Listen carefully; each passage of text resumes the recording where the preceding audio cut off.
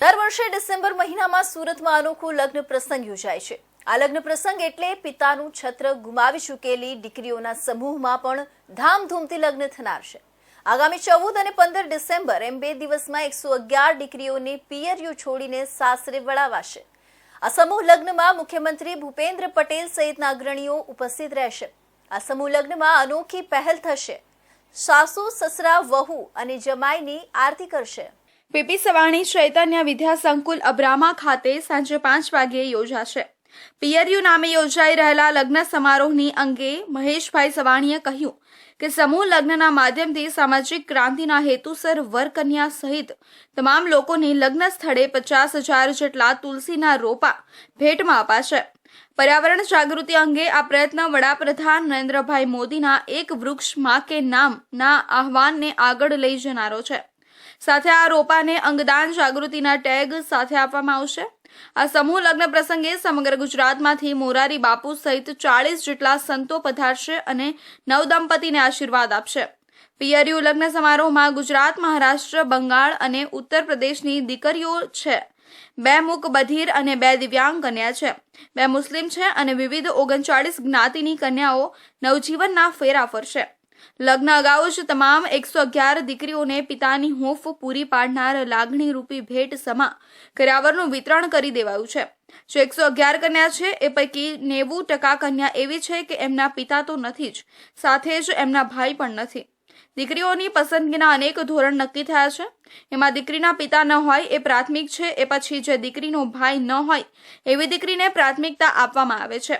દર વર્ષે દીકરીનું પૂજન થાય છે। આ વર્ષે પણ થશે, પણ એમાં નવા પરિણામ ઉમેરાયા છે। લગ્ન મંડપમાં દુલ્હન બનેલી દીકરીનું પૂજન એના સાસુ સસરા કરશે, જ્યારે પરિવારમાં દીકરાને આવકારવા જમાઈનું પૂજન એની સાસુ કરશે। આ આરતી અનોખી અને સંભવતઃ પ્રથમ વખતે થશે, જ્યાં વહુ અને જમાઈની આરતી એની સાસુ કરતી હોય। પીપી સવાણી પરિવાર દ્વારા આ 16મું વર્ષ પિયરિયું લગ્નોત્સવ તારીખ 14 અને 15 શનિવાર અને રવિવાર ડિસેમ્બરના યોજાનાર છે। આ વખતના લગ્નોત્સવની સાથે પીપી સવાણી સ્કૂલની એક નવી શાળા રેડિયન્ટ ઇંગ્લિશ એકેડેમી કતારગામમાં પણ એમનો પણ શુભારંભ થવાનો છે। આ વખતના લગ્નોત્સવની અંદર 111 દીકરીઓ પ્રભુતામાં પગલાં પાડશે, જેમાં દરેક ધર્મની, દરેક જ્ઞાતિની દીકરીઓ છે। 2 મુસ્લિમ દીકરીઓ સહિત 111 હિન્દુ દીકરીઓ, ગુજરાત રાજ્યની તો ખરી જ, પણ સાથે સાથે પશ્ચિમ બંગાળ, કલકત્તાની દીકરી, યુપીની દીકરી, મહારાષ્ટ્રની દીકરી, રાજસ્થાનની દીકરીઓ પણ આ લગ્નમાં જોડાના છે। આ લગ્નોત્સવની અંદર આદરણીય મુખ્યમંત્રી શ્રી ભૂપેન્દ્રભાઈ પટેલ આશીર્વાદ આપવા માટે આવનાર છે। સાથે સાથે ગુજરાત રાજ્યના પ્રમુખ અને કેન્દ્રીય મંત્રી શ્રી સી આર પાટીલ સાહેબ અને સાથે સાથે પરમ આદરણીય સંત શ્રી મોરારી બાપુ અને સાથે બીજા અન્ય 40 સંતો, ગુજરાત રાજ્યના મોટિવેશનલ સ્પીકરો શૈલેષભાઈ સકપરિયા, જયભાઈ વસાવડા, જયભાઈ વસી, ડૉક્ટર જીતેન્દ્ર અઢિયા સહિત અંકિતા મુલાણી સહિત લોકો આશીર્વાદ આપવા માટે આવનાર છે।